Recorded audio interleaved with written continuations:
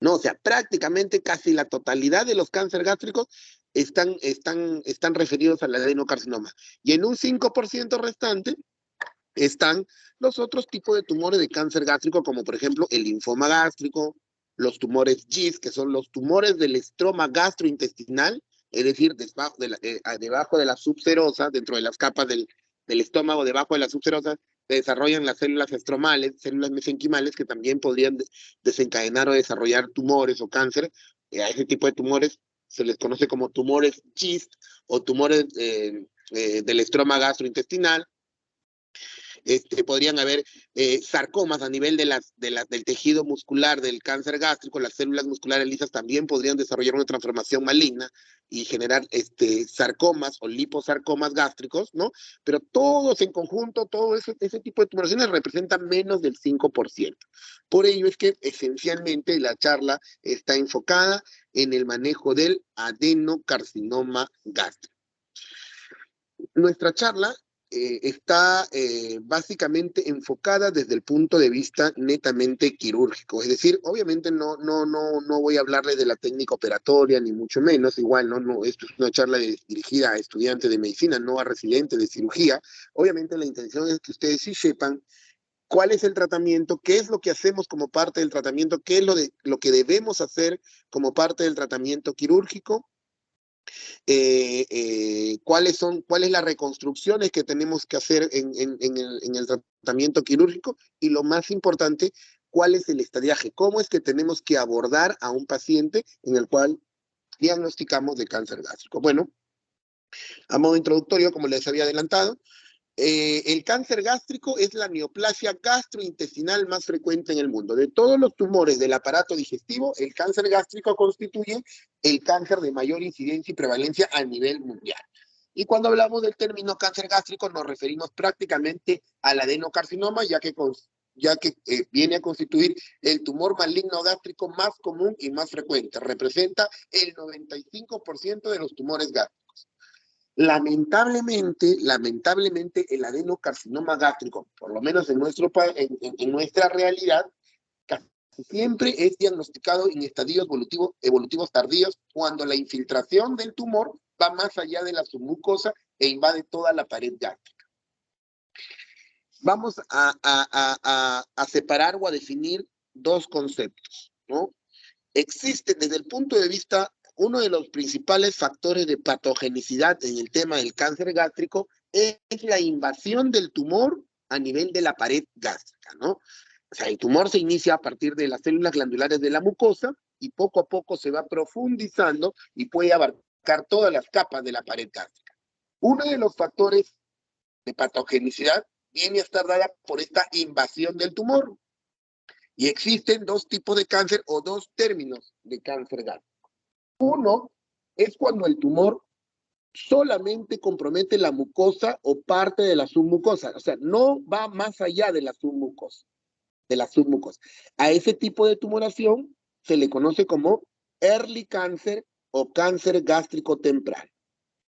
Early cancer o cáncer gástrico temprano. Y cuando el tumor invade más allá de la mucosa, es decir, invade la capa muscular, invade la capa subserosa, invade la capa serosa, o infiltra más allá de la pared gástrica, ya hablamos de un cáncer gástrico avanzado o localmente avanzado. Entonces, tenemos cáncer gástrico temprano o early cancer y cáncer gástrico avanzado o localmente avanzado. ¿A qué se refiere este ítem? Que lamentablemente, básicamente casi el 90% de los cáncer gástricos que diagnosticamos en nuestro país, lo diagnosticamos ya en la fase de cáncer gástrico avanzado o localmente avanzado, ¿no? Es muy bajo el porcentaje de diagnóstico de early cancer o de cáncer gástrico temprano, ¿no? En la realidad, digamos, los países con mayor incidencia de cáncer gástrico en el mundo son los países, bueno, a nivel de Sudamérica, Chile y Costa Rica a nivel de América Latina, perdón, Chile y Costa Rica son países que tienen una muy alta incidencia de cáncer gástrico, y a nivel mundial, los países asiáticos, Japón, China, son los países que tienen mayor incidencia de cáncer gástrico a nivel mundial.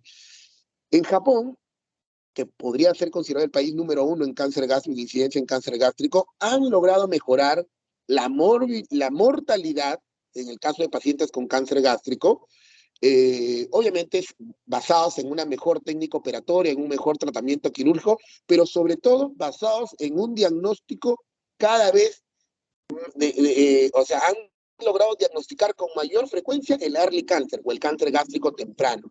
¿Basados en qué?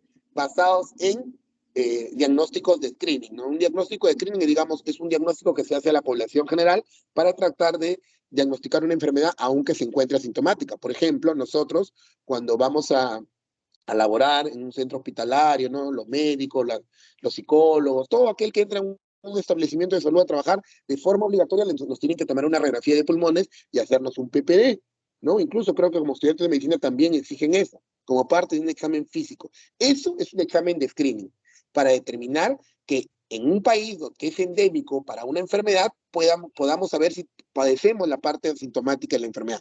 En el caso nuestro es el tema de la tuberculosis, por eso es que nos piden el PPD y la radiografía de pulmones.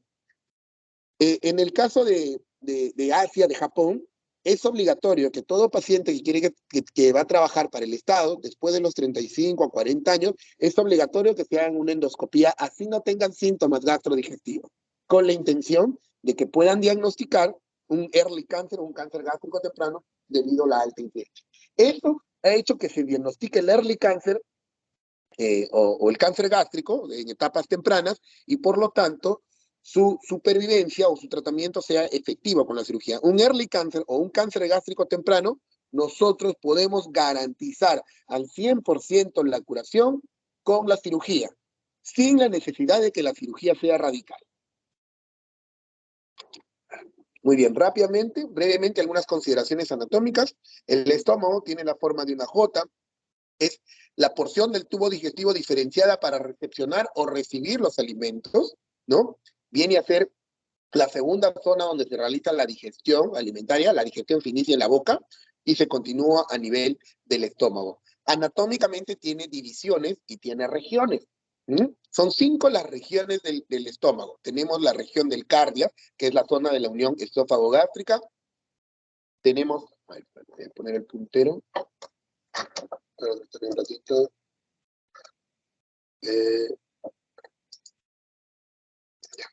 Tenemos el fondo gástrico, tenemos el cuerpo gástrico, que es la porción mucho más grande, tenemos el antro gástrico, perdón, y tenemos la región pilórica, el píloro. Entonces, cardia, fondo, cuerpo, antro y píloro. Esa es la división anatómica, o también llamada división, anatómica, ¿no? O sea, se basan en la anatomía, en su diferenciación celular. También existe una división fisiológica en función a, pues, las funciones que realizan cada una de estas porciones o regiones, ¿no? Básicamente, en el tema del tema fisiológico, las principales enzimas digestivas se van a producir a nivel del fondo y del cuerpo gástrico, mientras que el ácido clorhídrico se va a producir a nivel del antro píloro, ¿no? Muy bien. Desde el punto de vista fisiológico, igual coincide con la división anatómica: cardias, fondo, cuerpo, antro y píloro. Sin embargo, desde el punto de vista oncológico, nosotros hacemos existe una división diferente. Desde el punto de vista oncológico, nosotros dividimos al estómago en estómago proximal y en estómago distal. Repito, desde el punto de vista oncológico, nosotros dividimos al estómago en estómago proximal, en donde están comprometidas la región del cardio, del fondo y del cuerpo, y en estómago distal, en donde están comprometidas las regiones del antro y del píloro, ¿no? ¿Por qué es que hacemos esta división oncológica? ¿O en qué se basa la división oncológica? Se basa en que, dependiendo de la localización del tumor, nosotros vamos a definir el tipo de resección gástrica que vamos a hacer. Por ejemplo, si el tumor se localiza en el estómago distal, ¿no? Es decir, en el antro o en el píloro, la gastrectomía que vamos a realizar, o resección gástrica, tiene que ser de por lo menos el 80% del estómago, pero es una gastrectomía subtotal.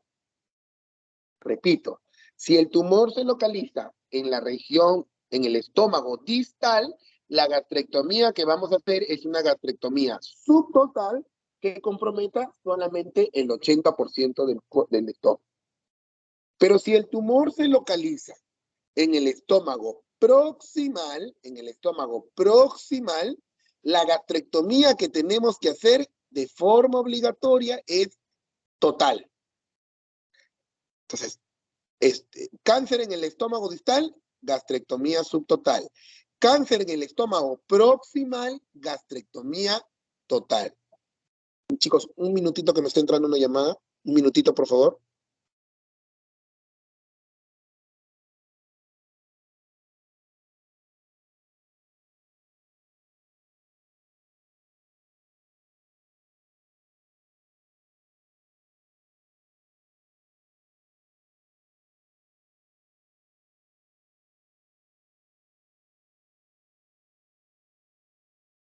Ya. Ok. Entonces, nuevamente repitiendo, si el tumor se encuentra en el estómago distal, gastrectomía subtotal. Si el estómago se encuentra en el estómago proximal, la gastrectomía es total. Los japoneses también, en el caso de la escuela japonesa, hacen una subdivisión, ¿no? En estómago superior, estómago medio y estómago inferior. Up, medio y low. Y eso básicamente lo hacen para resecciones locales del estómago cuando se diagnostica el early cancer, ¿no? Entonces, si tenemos un early cancer en el estómago superior, ahí no hay la necesidad de hacer la gastrectomía total, solamente se hace una resección local del estómago proximal. Si es en el estómago medio igual, si es en el estómago inferior igual, ¿no? Entonces, esta división quirúrgica o esta subdivisión quirúrgica oncológica se basa en, o básicamente nos sirve para el manejo del early cancer, ¿no? La pregunta sería, ¿por qué si tenemos un cáncer gástrico en el estómago proximal no hacemos solamente una gastrectomía subtotal proximal?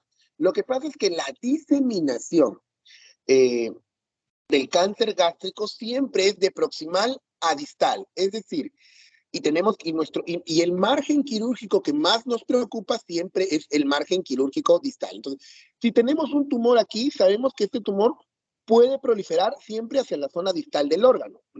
Como aquí acaba el órgano, en realidad resecamos incluso un poco de duodeno, hacemos la gastrectomía subtotal y resecamos un poco de duodeno, nos da la seguridad o el margen que hemos cogido todo el tumor con márgenes quirúrgicos libres.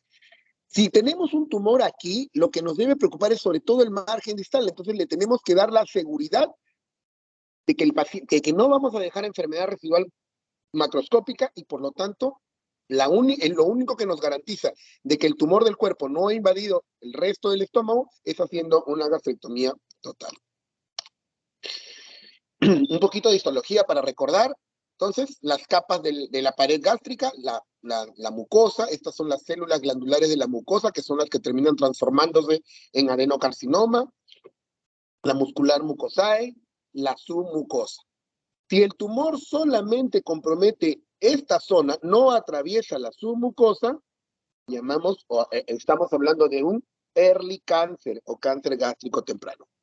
Si el tumor invade la capa muscular, ambas capas musculares, la capa subserosa, la túnica serosa o más allá, hablamos de un cáncer gástrico avanzado o localmente avanzado, ¿no?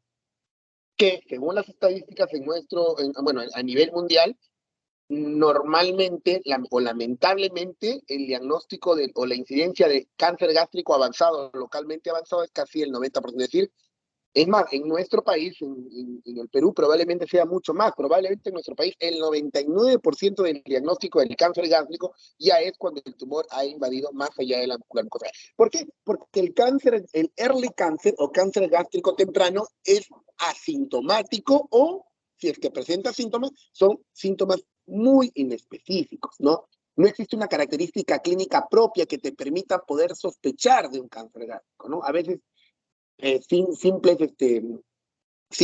por ejemplo, la dispepsia, a veces la sensación de llenura, eventualmente que puede confundir a un paciente con una gastritis, con una enfermedad ulceropéptica, hace de que esos síntomas iniciales pueden ser los síntomas iniciales de un early cancer, ¿no? Entonces, por eso es que siempre se dice que ante un malestar gástrico siempre se debe acudir al médico y en este caso al especialista, al gastroenterólogo. En cuanto a la irrigación, nosotros siempre decimos, el cáncer gástrico es una especie de cliché que tenemos en cirugía general, ¿no? De todos los órganos o de todas las porciones del aparato digestivo, el estómago es una de las porciones o una de las zonas mucho más nobles. ¿Por qué decimos eso? Porque ante cualquier lesión, ante cualquier, si por algún motivo tenemos que hacer alguna reflexión o demás, el estómago tiene la capacidad de cicatrizar rápidamente, ¿no? De generar una rápida cicatrización, ¿no? Incluso han habido pacientes que han tenido úlceras pépticas perforadas, ¿no? Que vienen en provincias y no han podido ser atendidos de forma inmediata, y bueno, si bien es cierto, tienen el cuadro de la peritonitis, pero cuando llegan acá y bueno, y son operados tardíamente, ya incluso el estómago se ha ido autorreparando, vamos a decir así, ¿no? Y eso debido a qué? Debido a su rico potencial de irrigación. El estómago es un órgano que está sumamente irrigado. Tiene una red arterial importante que se basa en tres sistemas de circulación arterial. El sistema anastomótico de la curvatura menor, que está dada por las anastomosis de la arteria gástrica izquierda, rama del tronco celíaco, y de la arteria gástrica derecha, que es rama de la gastroduodenal. Entonces, ambas forman el círculo anastomótico de la curvatura menor. El otro sistema circulatorio arterial es el círculo anastomótico de la curvatura mayor, que está dada por las anastomosis de la arteria gastroepiploica derecha, ¿no? Rama de la gastrodenal, y gastroepiploica izquierda, ¿no? Ambos círculos anastomóticos, el círculo anastomótico de la curvatura menor y el círculo anastomótico de la curvatura mayor, forman una red que trata de unir ambos círculos anastomóticos para dar irrigación a toda la pared del estómago. Y el tercer sistema circulatorio es el sistema de los vasos gástricos cortos, que se van a encargar de irrigar el fondo gástrico, que son arterias que nacen a partir del hilio esplénico y de la arteria esplénica, ¿no? Entonces, estos tres sistemas de irrigación arterial, que obviamente van acompañados también de su drenaje venoso, hacen que el estómago sea un órgano sumamente irrigado, rico en irrigación, y que eso es una ventaja o que favorece el manejo quirúrgico del estómago, ¿no? A la hora de hacer una resección, una anastomosis, etcétera, siempre trabajar con el estómago nos genera cierto alivio porque sabemos de su capacidad de cicatrización. Pero obviamente, desde el punto de vista oncológico, eso sí tiene una desventaja. Debido al rico sistema de irrigación que tiene, también la diseminación de células neoplásicas a través de toda la pared del estómago es mucho más rápida y es mucho más rápida debido a este mismo mecanismo, ¿no? Al sistema de irrigación. Las arterias no solamente van a transportar sangre, sino también probablemente algunas células neoplásicas que hayan sido vertidas en su interior. Sin embargo, desde el punto de vista oncológico, en el tema del estómago, más que el sistema circulatorio y el sistema venoso, nos interesa el sistema de drenaje linfático. Es probablemente lo que más nos interesa. A ver, todo órgano, toda víscera, siempre tiene un sistema de drenaje linfático. El sistema linfático es el sistema que se encarga, bueno, dentro de sus funciones, tiene una función, por ejemplo, en el metabolismo de los lípidos, se encarga del transporte de kilomicrones, pero desde el punto de vista oncológico tiene una función inmunológica, ¿no?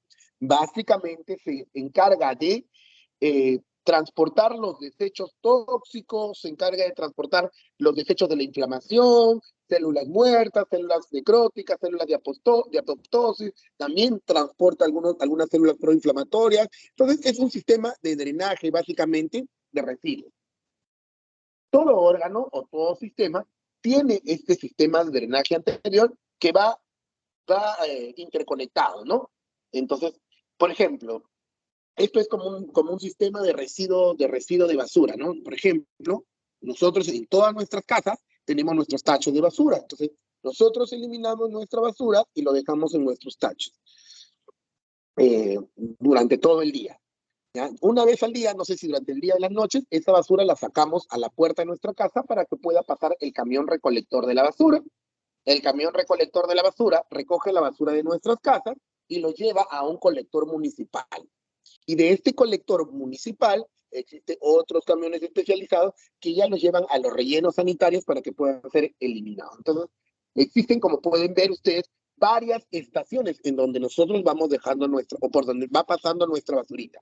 Se inicia en nuestra casa, luego alrededor de nuestra casa, luego ya a nivel de nuestra comunidad o municipio y luego mucho más alejado a nivel nacional. Entonces, lo mismo ocurre con el sistema de drenaje linfático. Existen ganglios o grupos ganglionares que están más cercanos a al estómago, ¿no? Que están rodeando el estómago. Existen otros que están un poquito más allá y existen otros que están mucho más alejados, ¿no? A estos grupos ganglionares se les ha dado nombres en función a la zona donde están ubicados, ¿no? Y existen para el estómago 4 estaciones para los grupos ganglionares. Es decir, el estómago tiene 4 estaciones de drenaje linfático. La primera estación está conformada por los 6 primeros grupos ganglionares. Van desde el grupo número 1 o grupo paracardial derecho, que está alrededor del cardio derecho, grupo número 2, grupo paracardial izquierdo, grupo número 3 o grupo de la curvatura menor, grupo número 4, grupos ganglionares de la curvatura mayor, grupo número 5 o grupo suprapilórico y grupo número 6, grupos infrapilóricos. Como ven, son los grupos ganglionares que están ahí, alrededor del estómago. Estos grupos ganglionares que están alrededor del estómago, que van del 1 al 6, son los grupos ganglionares de la primera estación o también llamados grupos perigástricos. Perigástricos.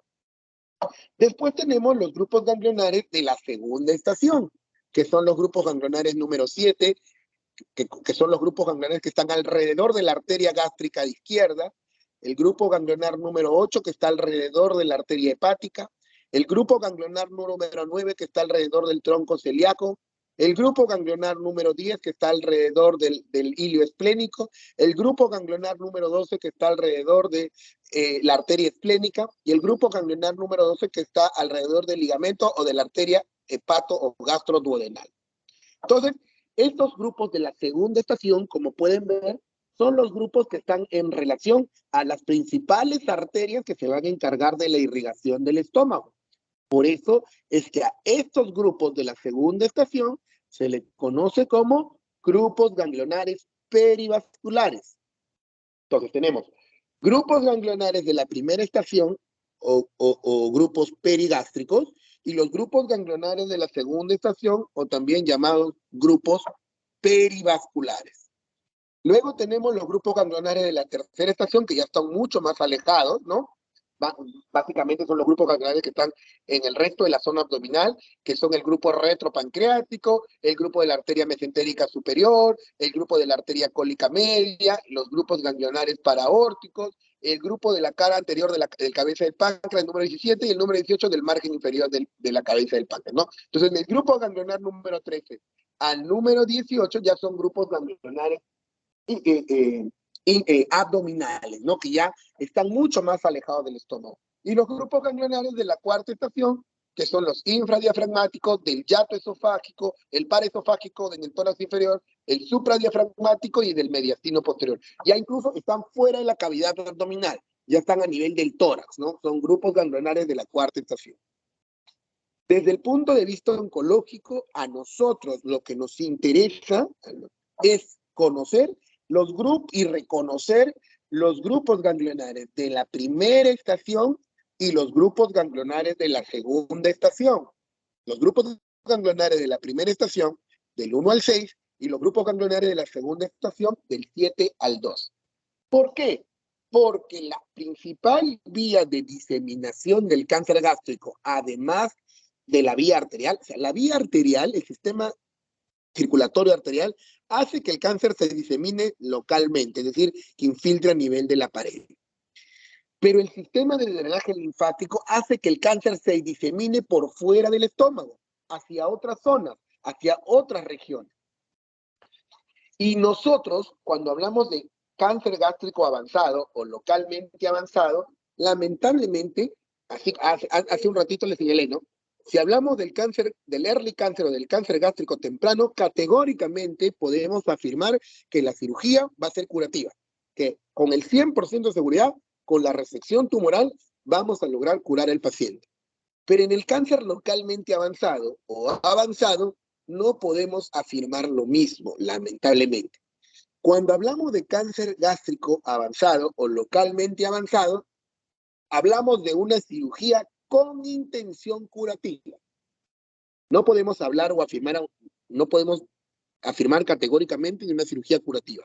Hablamos de una cirugía con intención curativa. Es decir, tenemos que hacer un tipo de cirugía y esperar entre 2 a 5 años para valorar la posibilidad de que el cáncer no vuelva a aparecer, para recién poder afirmar de que hemos curado el cáncer o no. Y cuando hablamos de cirugía con intención curativa en el tema del cáncer gástrico avanzado o localmente avanzado, nos referimos a tener necesariamente que realizar una gastrectomía, sea total o subtotal, dependiendo de dónde se localice el tumor, si en el antro o en el cuerpo, pero asociado a una linfadenectomía o resección de grupos ganglionares linfáticos, tanto de la primera como de la segunda estación. Esa es la cirugía con intención curativa para el cáncer gástrico. Hacer una gastrectomía total o subtotal más una linfadenectomía del tipo D2. Cuando hacemos la disección ganglionar de ganglios de la primera estación y de la segunda estación, a este tipo de linfadenectomía se denomina linfadenectomía D2, ¿no? De la letra en mayúscula de 2, el número 2 en arábigos, ¿no? Si solamente se hiciera una linfadenectomía de la primera estación, sería un D1, pero como necesariamente tenemos que hacer una linfadenectomía de ganglios que comprometan tanto la primera como la segunda estación, se le conoce a ese tipo de linfadenectomía como linfadenectomía del tipo D2. Gastrectomía más linfadenectomía D2. Esa es la cirugía con intención curativa para el cáncer gástrico avanzado o localmente avanzado. Por muchos años existió una controversia al respecto. En el mundo existen dos escuelas dentro de lo que es el manejo del cáncer, y específicamente con respecto al cáncer gástrico, estas diferencias habían sido bien marcadas. La escuela occidental, vamos a decir así, liderada por Estados Unidos, ¿no? Por la AJCC, que es el comité de cáncer de los Estados Unidos, y la escuela oriental o la escuela japonesa, ¿no? Que eran los que lideraban ese tipo de... Y por mucho tiempo existían varias controversias. La controversia más importante se daba con respecto al manejo quirúrgico del cáncer gástrico. Para la escuela americana o la escuela occidental, por muchos años, decían que la cirugía con intención curativa para el cáncer gástrico o el cáncer gástrico podíamos intentar curarlo haciéndole una gastrectomía total o subtotal más una linfadenectomía D1 más quimioterapia o radioterapia coadyuvante. Para la escuela americana señalaba que hacer una gastrectomía D2, es decir, resecar no solamente los ganglios de la primera, sino también de la segunda estación, involucraba una mayor morbimortalidad del paciente. Incluso disminuíamos la esperanza de vida del paciente. Ellos habían hecho sus investigaciones que todos los pacientes que eran operados, que se les realizaba una gastrectomía D2, fallecían o en el postoperatorio inmediato o dentro de los primeros 2 o 3 meses, porque obviamente al resecar grupos ganglionares también disminuimos la inmunidad del paciente.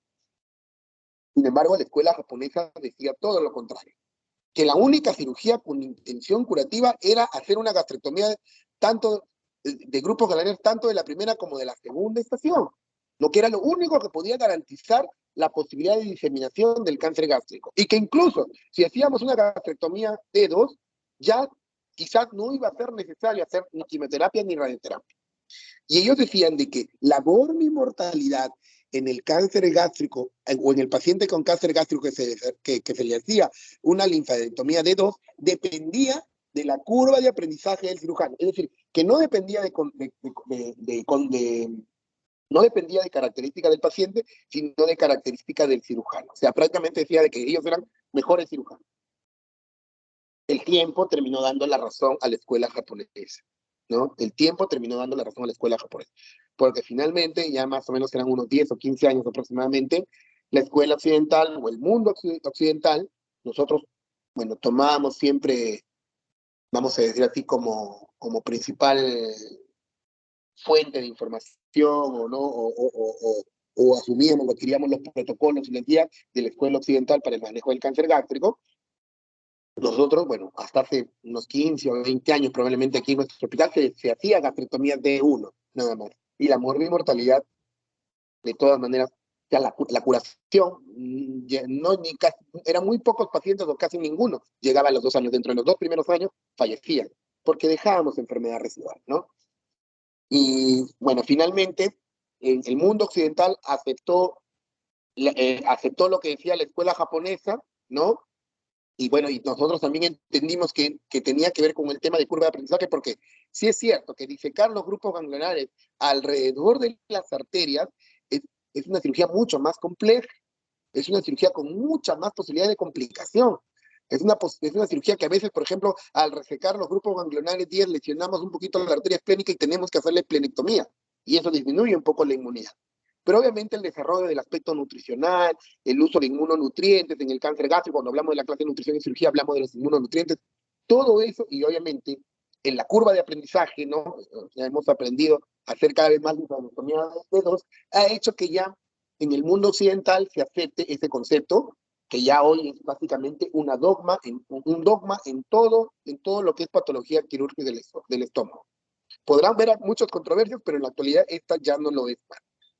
Y se los vuelvo a repetir, la única cirugía con intención curativa para el cáncer gástrico localmente avanzado o avanzado es una gastrectomía, sea total o subtotal, dependiendo de dónde se localice el órgano, asociado a una linfadenectomía que reseque ganglios tanto de la primera como de la segunda estación. A eso se llama gastrectomía D2. Muy bien, rápidamente, bueno, ya les habíamos adelantado, son los asiáticos aquellos que tienen la mayor incidencia mundial. En cuanto a lo que es el tema estadístico, para nosotros poder decir que un país tiene una muy alta incidencia es porque tiene más de 30 casos por cada 100.000 habitantes. A nivel de América Latina son Costa Rica y Chile los países con mayor incidencia, con incidencia muy alta. Nosotros todavía nos encontramos en incidencia mediana y pues en el Asia prácticamente es inundado de cáncer gástrico, Rusia, China y Japón, siendo los japoneses los que tienen mayor incidencia. En nuestro país, básicamente el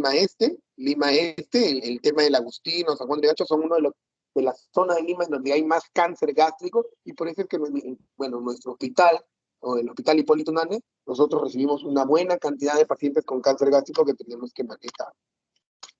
Muy bien, vamos directamente a los factores de riesgo, ¿no? El cáncer gástrico, así como la mayoría de cánceres, es una enfermedad multifactorial. O sea, es necesario que se combinen, que se conjuguen varios factores para que se pueda desarrollar la enfermedad. Nosotros todos nacemos con genes para desarrollar el cáncer. Una cosa es una enfermedad hereditaria y otra cosa es el hecho de que nacemos con genes para el desarrollo de cáncer, los famosos oncogenes, ¿no? Los oncogenes. En el caso de una enfermedad hereditaria, obviamente, lo que la herencia transmite es el hecho de que estos oncogenes se manifiesten más tempranamente, más rápidamente, o se manifiesten de forma obligatoria. Eso es lo que hace la herencia, ¿no? Todos nacemos con oncogenes, pero en pacientes con enfermedades oncológicas hereditarias, lo que hace la herencia es hacer de que estos oncogenes se manifiesten sí o sí. Mientras que en el resto de personas, así como tenemos oncogenes, también tenemos genes que nos protegen de la proliferación de estos oncogenes, que son los famosos protooncogenes. Y siempre tiene que haber un equilibrio entre los oncogenes y los protooncogenes, que son los genes que nos protegen del cáncer. Obviamente llega un momento en que, como todo en la vida, todo se va desgastando, todo se va perdiendo, y seguramente nuestros factores de protección, como son los protooncogenes, van disminuyendo, y eso favorece a que los oncogenes puedan desarrollarse, ¿no? Y eso se da con la edad.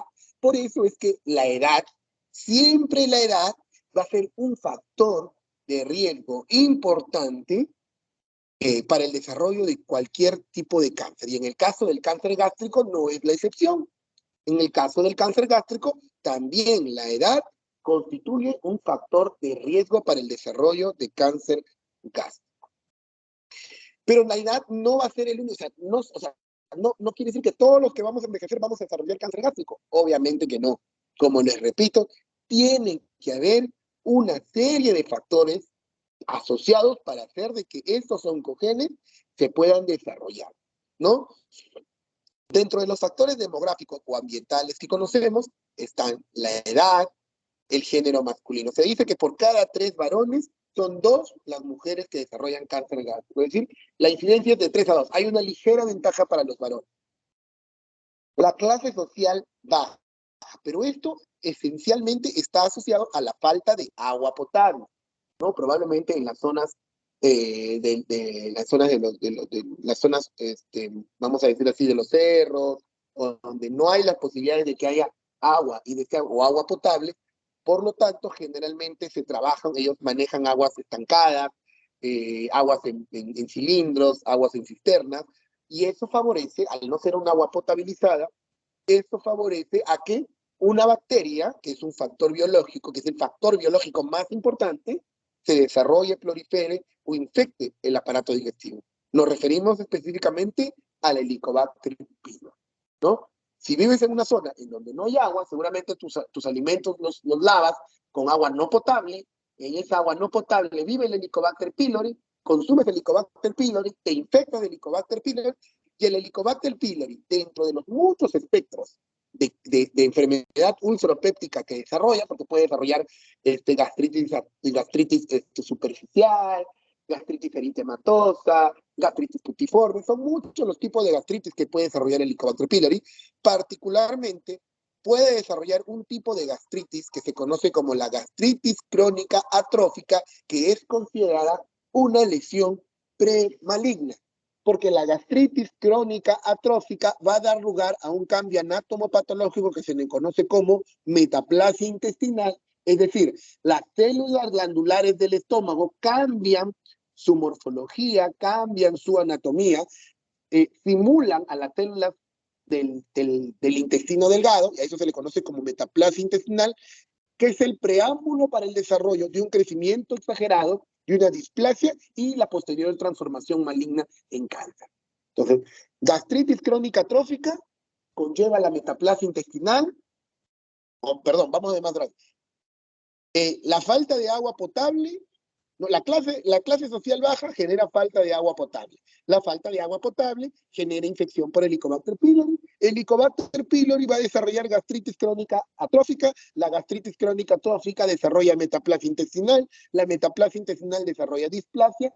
Y la displasia severa conlleva a transformación en adenocarcinoma, que inicialmente es early cancer y luego progresa a cáncer gástrico avanzado. Entonces, más o menos, esa es la secuencia de pasos que sigue un paciente a la hora de desarrollar cáncer gástrico. Todo esto con mayor razón si es un paciente varón o con edad avanzada. Entonces, no es un solo factor. Se han combinado por lo menos 6 o 7 factores para desarrollar el cáncer gástrico. La gastritis crónica atrófica es una enfermedad, o como le dije, una enfermedad considerada como lesión premaligna o precursora del cáncer gástrico, pero reversible. Incluso la metaplasia intestinal es reversible. Si nosotros diagnosticamos la metaplasia intestinal por medio de una endoscopía, se le tiene que dar tratamiento para erradicar el Helicobacter pylori, para corregir la gastritis atrófica y hacer controles seriados. La metaplasia intestinal no necesariamente va a desarrollar o evolucionar a cáncer. La displasia sí. Ya lamentablemente cuando estamos en una etapa de displasia, probablemente el camino que siga es la transformación maligna en cáncer gástrico. Otros factores de riesgo asociados: el tabaquismo, el alcohol, ¿no? El cigarro produce más cáncer gástrico que cáncer de pulmón. El alcohol produce más cáncer gástrico que cirrosis. Enfermedades ocupacionales como los carboneros, los mineros, los que trabajan con el hule, también existen partículas que pueden ingresar ingresar hasta el estómago y producir o condicionar el desarrollo de enfermedad displática. Dentro de los que son factores biológicos, otros factores, la anemia perniciosa por déficit de vitamina B12, los pólipos adenomatosos gástricos, que tienen que ver con tumores benignos, que también obviamente están relacionados a oncogenes y que pueden desarrollarse o pueden evolucionar en un problema maligno. Una cirugía gástrica previa, ¿no? Por ejemplo, en el tema del cáncer, de la cirugía bariátrica que les decía ayer, un paciente que tiene una infección por Helicobacter pylori, al cual vamos a operar, por ejemplo, hacemos una manga gástrica, este paciente va a desarrollar una úlcera de boca anastomótica y esta úlcera de boca anastomótica puede evolucionar a un cáncer gástrico. Los factores dietéticos o nutricionales, ¿no? Pacientes que consumen alimentos ahumados, pacientes que consumen alimentos, parrillas interdiarias, los argentinos, los chilenos consumen muchas parrillas y por eso que también tienen mucha incidencia de cáncer gástrico. Más los chilenos que los argentinos, porque los chilenos consumen harta parrilla, pero poca ensalada, ¿no? Y las ensaladas, y sobre todo la dieta alta en vitamina A y vitamina C, es un factor protector. O sea, se ha demostrado también que la vitamina A y sobre todo la vitamina C, el ácido ascórbico ejerce un efecto protector y preventivo para el desarrollo de cáncer gástrico. ¿Cuál es el mecanismo? Se dice que tanto la vitamina A como la vitamina C lo que van a hacer es neutralizar los radicales libres que se van a desarrollar como producto de las reacciones entre Helicobacter pylori, la ureasa. Por ejemplo, estos alimentos a la parrilla o la comida no refrigerada, por ejemplo, o la comida ahumada o salada en provincia, como no hay refrigeración, dejan la carne a salar, ¿no? La dejan al sol y con bastante sal, ¿no? Para que no se malogre. Sin embargo, hay desnaturalización de estas proteínas. Y estas proteínas, al desnaturalizarse y llegar al estómago y combinarse con el ácido clorhídrico, forman o eliminan radicales libres, radicales específicamente de amonio. Estos radicales libres de amonio son catalizados por una enzima del Helicobacter pylori. El Helicobacter pylori tiene varios factores de patogenicidad. El más importante es la síntesis o producción de una enzima que se llama ureasa. Esta ureasa cataliza estos radicales libres los transforma en amonio y este amonio es un tóxico para las células del estómago. Desarrollan la gastritis crónica trófica y desarrollan la metaplasia intestinal, ¿no? Entonces, estas reacciones entre la ureasa y los radicales libres es bloqueada por la vitamina C y por la vitamina A. Por eso es que pacientes que tengan muchos factores de riesgo para desarrollar cáncer gástrico deben consumir altas dosis tanto de vitamina A como de vitamina C.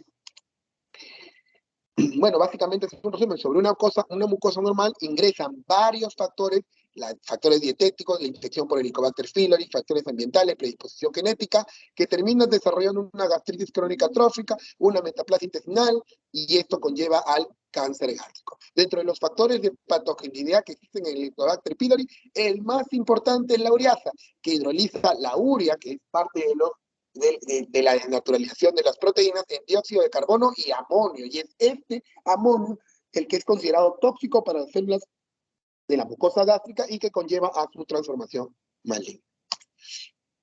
Bueno, vamos directamente. Con respecto a la distribución del cáncer gástrico, las 2/3 partes del cáncer gástrico, ¿no? Las 2/3 partes del cáncer gástrico se desarrollan en el estómago distal, ¿no? O sea, casi el 60-65% de los cánceres gástricos van a desarrollarse a nivel del antro píloro y solamente una tercera parte, ¿no? Menos del 35% se desarrollan en el cuerpo y en el fondo gástrico. ¿Por qué? Sobre esta zona se encuentra, como les había dicho, el ácido clorhídrico. Y sobre esta zona es donde más gastritis crónica atrófica se va a desarrollar. Por eso es que hay mayor incidencia a nivel del antro píloro. Por lo tanto, si tenemos más cáncer gástrico en el antro píloro, ¿qué tipo de gastrectomía con más frecuencia vamos a realizar? La gastrectomía subtotal. La gastrectomía subtotal. En cuanto a lo que son las manifestaciones clínicas, ya habíamos dicho, lamentablemente brindan signos inespecíficos, ¿no? Son muy inespecíficos los síntomas que producen o las manifestaciones clínicas que produce el cáncer gástrico. Ya para cuando producen síntomas, casi siempre es porque el cáncer gástrico ya está avanzado o localmente avanzado. Y desde ese punto de vista, el cáncer gástrico desarrolla 4 síndromes clínicos.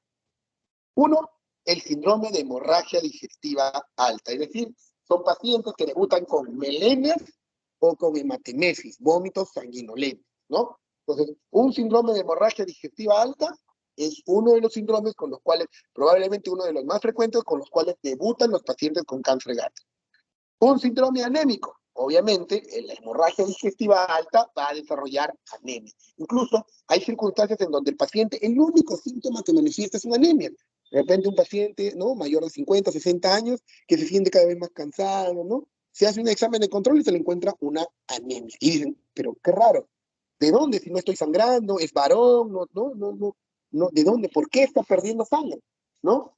Entonces, porque tampoco no ha habido evidencia de repente de melenas ni de...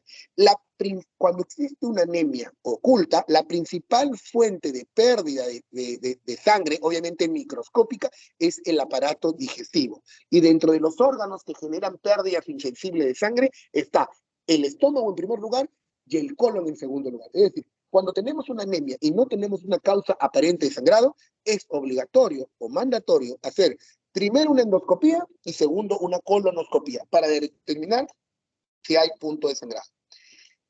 El otro síndrome que desarrollan los pacientes con cáncer gástrico es el síndrome pilórico o síndrome de obstrucción intestinal alta.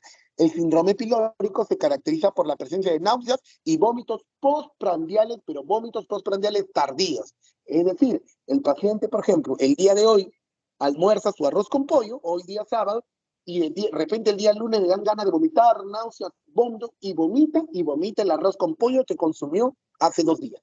Es decir, en el síndrome pilórico hay un estómago de retención, un estómago que ha ido creciendo, porque como hay una obstrucción a nivel del antro píloro, este estómago se ha ido elongando y ha ido reteniendo los alimentos que no han pasado para la digestión general y han sido eliminados. O sea, desarrolla una obstrucción intestinal alta que se manifiesta bajo el síndrome pilórico, ¿no?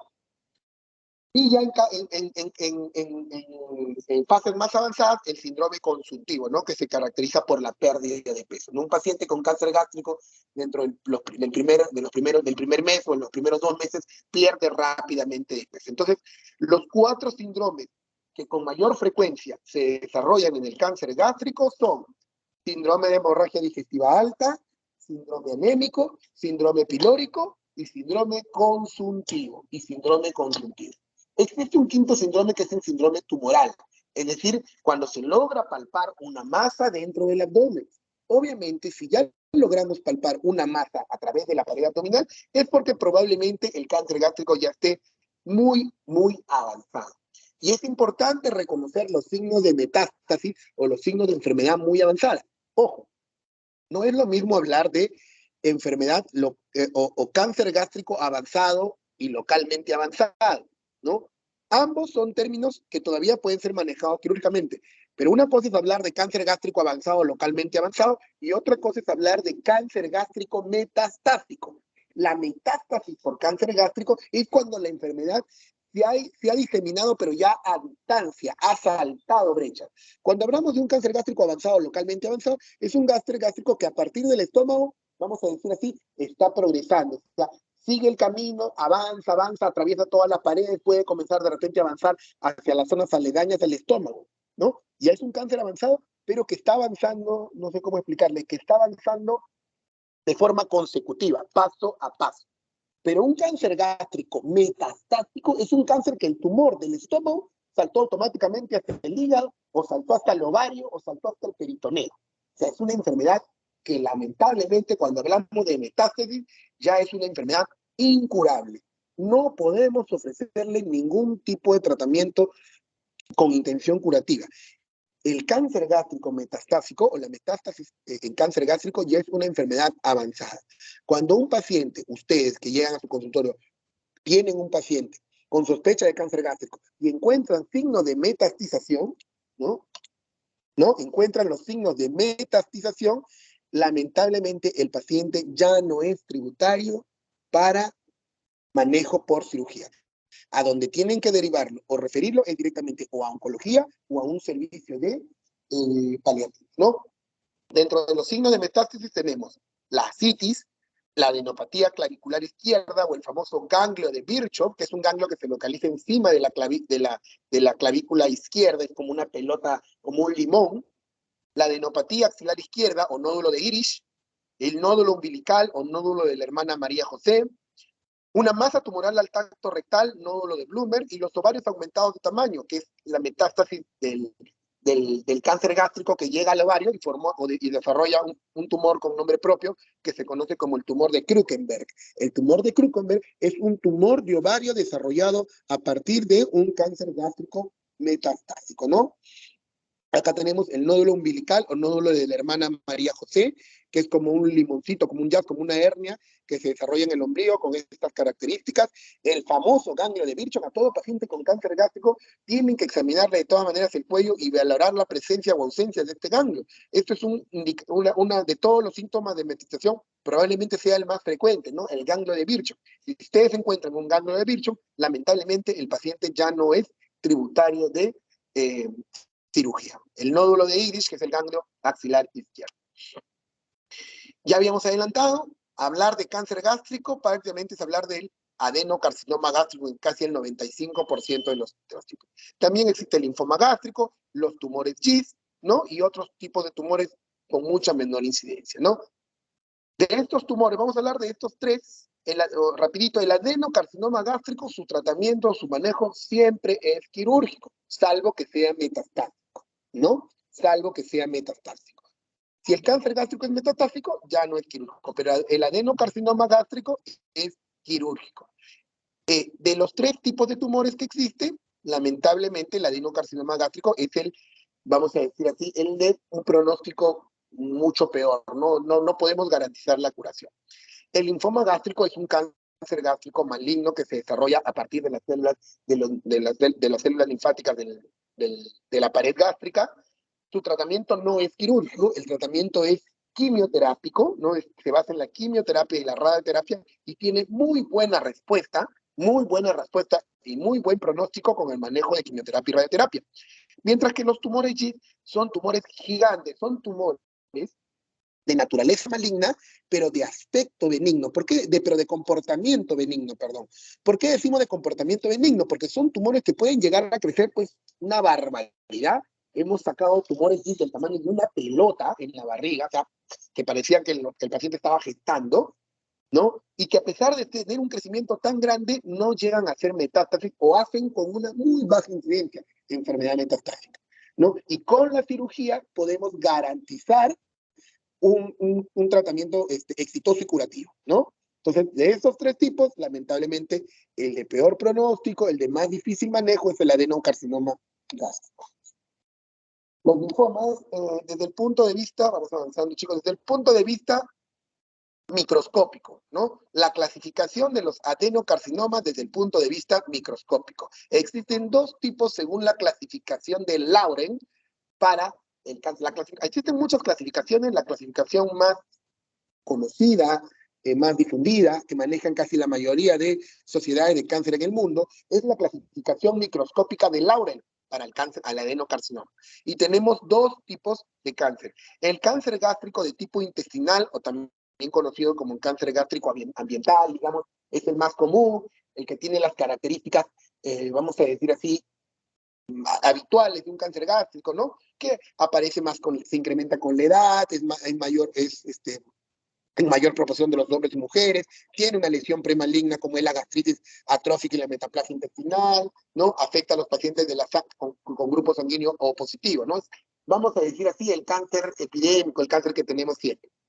Mientras que el otro tipo de cáncer es el cáncer, el adenocarcinoma de tipo difuso, que es un cáncer asociado más a la herencia, es un cáncer gástrico más de tipo familiar, afecta a pacientes con sangre del tipo A, afecta mucho más a mujeres que hombres y generalmente afecta a personas jóvenes, ¿no? Entre los 30 a 40 años de edad, incluso hace como bueno, ahora tenemos hospitalizado en un paciente que tiene un cáncer gástrico difuso, es una persona joven de 38 años, y también será un par de meses, operamos una paciente con un cáncer gástrico gástrico difuso que tenía 25 años de edad, ¿no? Son cáncer gástricos que tienen muy mal pronóstico, una evolución muy rápida, son pobremente diferenciados y la característica más importante del cáncer gástrico difuso es la presencia, bueno, es una estructura desordenada, mal diferenciada, ¿no? Y que se caracteriza por la presencia de no hay glándulas, ¿no? Acá están las células glandulares, pero acá ya no existen células glandulares, ya han desaparecido por completo, ¿no? Y lo que hay es unas células característicamente que se conocen como células en anillo de sello, que son lo que le van a dar el signo característico al cáncer gástrico difuso. Entonces, esa es la clasificación microscópica. En cuanto a lo que es la clasificación macroscópica, vamos directamente con respecto a la clasificación de Borman. La clasificación macroscópica del cáncer gástrico, o también llamada clasificación endoscópica, obviamente se hace porque ingresamos a hacer el diagnóstico por medio de la endoscopía. Y endoscópicamente tenemos 4 tipos de cáncer, según la clasificación de Borman. El Borman tipo 1, que es un cáncer gástrico tumoral, es un cáncer gástrico vegetante, es un cáncer gástrico protruido, también se le llama. El Borman tipo 2, que es una protrusión, pero con una úlcera en el centro. El cáncer gástrico Borman 3 es una úlcera que infiltra. Y el cáncer tipo 4 es una infiltración difusa de todo el abdomen. Generalmente el Borman 4 está relacionado al cáncer gástrico de tipo difuso, mientras que el Borman tipo 1, 2 y 3 está asociado al cáncer gástrico de tipo intestinal. Eso microscópicamente, ¿no? Entonces, Borman tipo 1, polipoide; Borman tipo 2, polipoide ulcerado; Borman tipo 3, ulcerado infiltrante; Borman tipo 4, infiltrante difuso. Y existe a veces, en algunos gastroenterólogos, hablan de un Borman tipo 5, en donde lamentablemente por las características no se puede, no está enfrascada en ninguno de estos 4, ¿no? Es cuando es un cáncer gástrico ya completamente indiferenciado y avanzado. Muy bien, estadiaje TNM. A ver, entonces, ustedes como médicos generales, ¿cuál es su obligación? ¿Cómo debe ser la secuencia de pasos que ustedes deben seguir para lo que es el diagnóstico del cáncer gástrico? Entonces, en primer lugar, la historia clínica. Tienen que valorar si existen alguno de los síndromes clínicos para el cáncer gástrico que les he dicho, ¿no? De repente el paciente tiene un síndrome de hemorragia digestiva alta, o de repente el paciente tiene un síndrome pilórico, o el paciente tiene un síndrome anémico, o tiene un síndrome pilórico, síndrome anémico, síndrome de hemorragia digestiva alta o un síndrome consultivo de baja de peso. Entonces ustedes dicen, uy, este paciente tiene estos síndromes, tenemos que hacer el diagnóstico. Primero el diagnóstico macroscópico. Automáticamente lo envían a gastroenterología para que le hagan su endoscopía. Le hacen la endoscopía y hacen el diagnóstico macroscópico, el Borman. Automáticamente, gracias a esa misma endoscopía, se tiene que hacer el diagnóstico microscópico. Se le hace una biopsia, ¿no? Por medio de endoscopía. Y con ello tienen el diagnóstico microscópico, saber si es un adenocarcinoma difuso, intestinal, o si de repente es un linfoma, etc. Entonces, ustedes han hecho el diagnóstico clínico, luego han hecho el diagnóstico macroscópico y luego han hecho el diagnóstico microscópico. A partir de ahí, una vez que ya se tiene el diagnóstico clínico, macroscópico y microscópico, lo siguiente que corresponde hacer es el estadiaje clínico. ¿Para qué? Para saber si el paciente es o no tributario a cirugía. El estadiaje clínico se basa en la famosa clasificación del TNM, en donde se evalúan 3 parámetros. El parámetro 3, que es el parámetro de invasión tumoral; el parámetro N, que es el parámetro de compromiso de ganglios linfáticos; y el parámetro M, que es la presencia o ausencia de metástasis a distancia, ¿no? Y en función de eso existen varios estadiajes. El estadiaje 1 es el estadiaje del early cancer, cuando el cáncer no ha superado más allá de la submucosa, el early cancer. Y a partir del estadiaje número 2 al 4, del 2 hasta el 4, ya es a partir del estadiaje 2 hasta el 13, es un cáncer gástrico avanzado o localmente avanzado. Y el cáncer gástrico estadio 4, es decir, cualquier T, cualquier M, cualquier T, cualquier N y M1, es decir, metástasis a distancia, ya es un cáncer gástrico metastásico. Entonces, early cancer, cáncer gástrico localmente avanzado o avanzado, y cáncer gástrico metastásico. El early cancer lo vamos a curar al 100% con la cirugía. El cáncer gástrico localmente avanzado o avanzado, vamos a hacer una cirugía con intención curativa. Obviamente, a mayor estadiaje, o sea, en el estadio 2A y 2B, probablemente tengamos mayores posibilidades de éxito, mientras que en los estadios 3, menores posibilidades de éxito. Y en el estadio 4, el paciente ya no es tributario de manejo por cirugía. Ya es un cáncer metastásico. Ya no tenemos opción de operarlo o intentarlo. O a lo mucho se le hará una cirugía paliativa. Bueno, eso es correcto. Entonces, ¿y cómo hacemos el estadiaje? ¿De qué estudios diagnósticos nos valemos para realizar el estadiaje? El principal método de estudio diagnóstico o el principal método de screening para el diagnóstico o para el estadiaje del cáncer gástrico es la tomografía. El gold estándar para el diagnóstico de cáncer gástrico es la endoscopía, pero el gold estándar para el estadiaje del cáncer gástrico es la tomografía. No se confundan, por favor, a la hora de repente en el examen puede venir una pregunta y se pueden confundir. Una cosa es gold estándar para el diagnóstico de la enfermedad y otra cosa es el gold estándar para el diagnóstico del estadiaje o para estadiar la enfermedad. El gold estándar para el diagnóstico del cáncer gástrico es la endoscopía. Y el gold estándar para el estadiaje de la enfermedad es la, vamos avanzando, tomografía.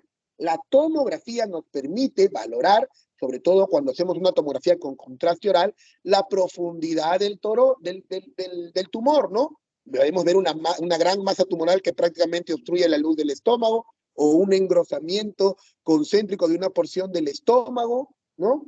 Podemos valorar la presencia de ganglios alrededor, ¿no? Para valorar el N, y también podemos valorar la presencia de metástasis a distancia, ¿no? Una enfermedad metastásica a distancia. Entonces, con la tomografía, nosotros podemos realizar un estadiaje más o menos completo. Sin embargo, en la actualidad, ya existen otros medios diagnósticos que nos ayudan a profundizar un poquito más. Por ejemplo, en el tema de la valoración del T, de invasión del tumor, existe un estudio diagnóstico que se llama ultrasonido transendoscópico o también llamada ecoendoscopía, que consiste en colocar un transductor ecográfico en la punta del endoscopio, o sea, entran como si fuese una endoscopía normal y ya cuando están dentro del estómago, es como si colocaran un ecógrafo microscópico para realizar una ecografía desde adentro del estómago. Esta ecoendoscopía o ultrasonido transendoscópico nos permite valorar o nos da una mayor efectividad y sensibilidad para determinar la invasión. Es mucho más precisa para determinarnos con seguridad qué tanto ha invadido el tumor. Y se utiliza con mucha frecuencia, sobre todo para el diagnóstico del early cancer o del cáncer gástrico. De repente decimos, uy, hay un tumorcito ahí, pero podría ser early cancer. Obligatoriamente hay que hacerle un ultrasonido transendoscópico o ecoendoscopía. Y el otro estudio que también permite ayudar a valorar o hacer un mejor estadiaje es la laparoscopía.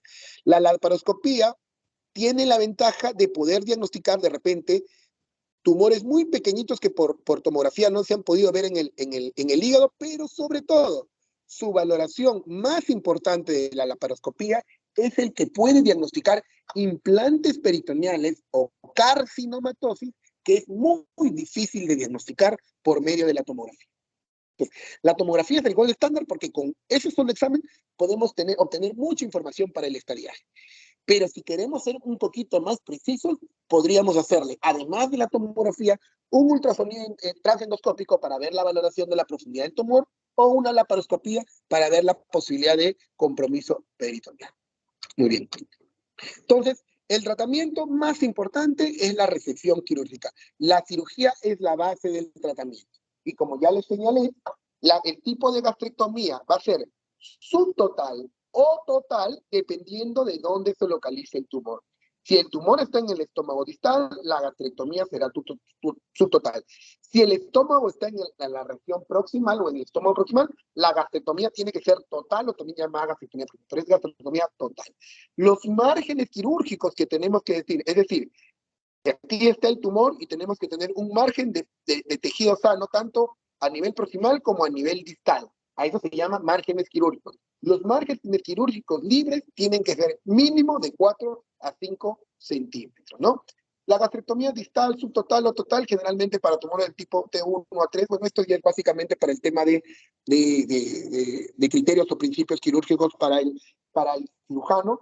La esplenectomía de rutina debe ser utilizada. ¿A qué se refiere? Anteriormente, a la hora de hacer la linfadenectomía de dos, como les digo, como los ganglios del hilo esplénico del grupo ganglionar número 10 estaban tan cercanos al vaso, a veces para evitar sangrados se realizaban esplenectomías de rutina, es decir, se sacaba el estómago y también el vaso. En la actualidad, el concepto es de que las esplenectomías deben ser evitadas al máximo para no disminuir mucho más la inmunidad, ¿no?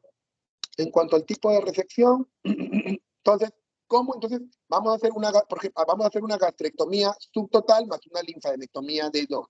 ¿Y qué tipo de reconstrucciones vamos a hacer?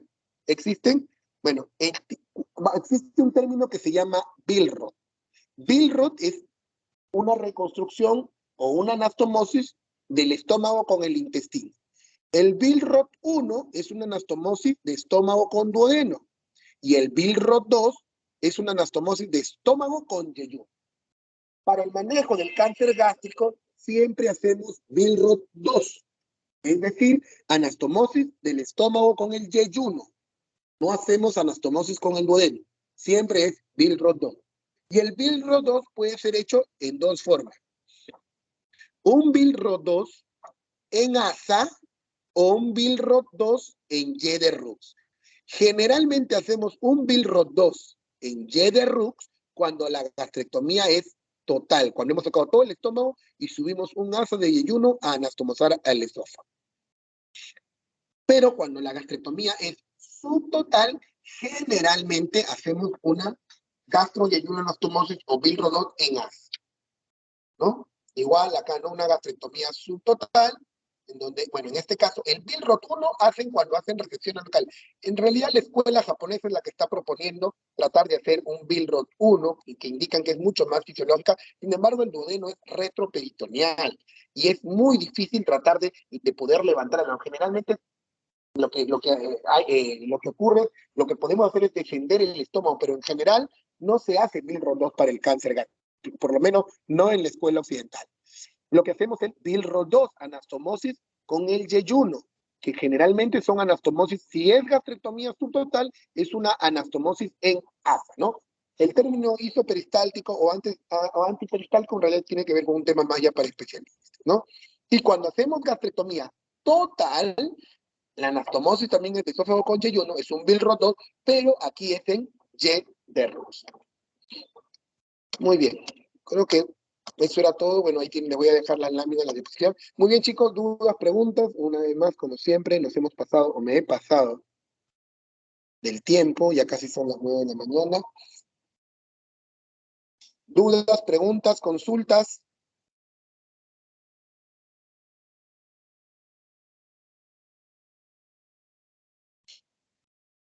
No hay preguntas.